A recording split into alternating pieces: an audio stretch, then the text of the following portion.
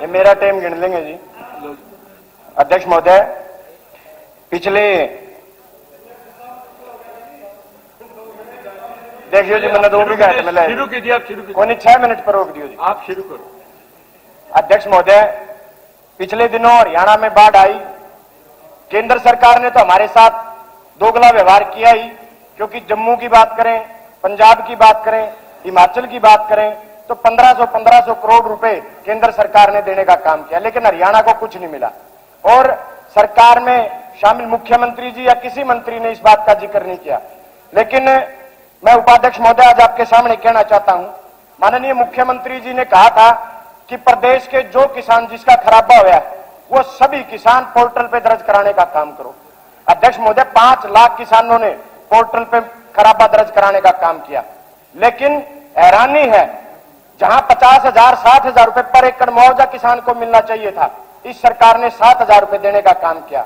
और इससे बड़ा किसानों के साथ धोखा अध्यक्ष महोदय क्या होगा? मुख्यमंत्री जी 5 लाख किसानों को मुआवजा देने की बजाय केवल 53,000 किसानों को मुआवजा देकर के अपनी पीठ थपथपाने का काम कर रहे हैं। मैं मुख्यमंत्री जी से आपके माध्यम से पूछना चाहता हूं, सरकार से पूछना चाहता हूं कि वो 90% किसान कहां जाएंगे जिनका बाढ़ में सब कुछ तबाह हो गया?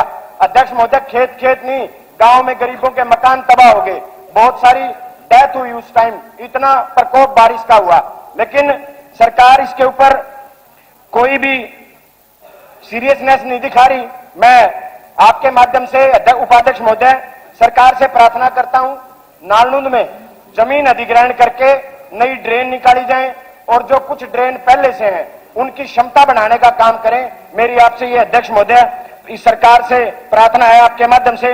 दूसरा उपाध्यक्ष महोदय, मैं आज एक बात इस सदन में आपके सामने रखना चाहता हूं। शायद सभी सदस्य उस दिन मौजूद थे जब माननीय मुख्यमंत्री जी यहां कच्चे कर्मचारियों के लिए जॉब गारंटी बिल लेके आए थे, लेकिन हैरानी की बात है, इस महान सदन में दिन में तो जॉब गारंटी बिल लाया गया और शाम होते होते हजारों कौशल के कर्मचारियों को इस सरकार ने बाहर करने का काम किया।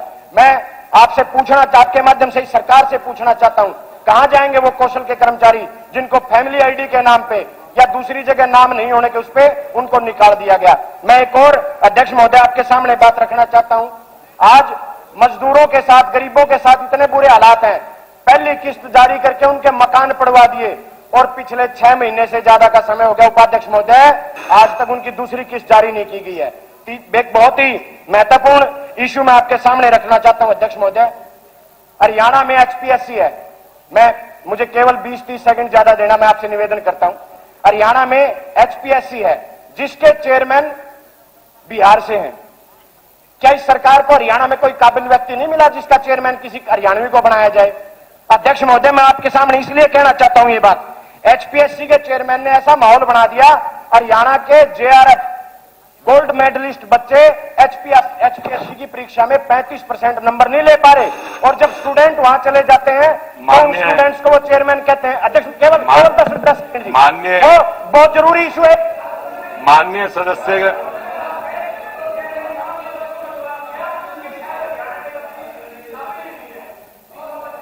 नहीं है कि वो पास कर सकें। उपाध्यक्ष महोदय, माननीय सदस्यगण, आज सदन में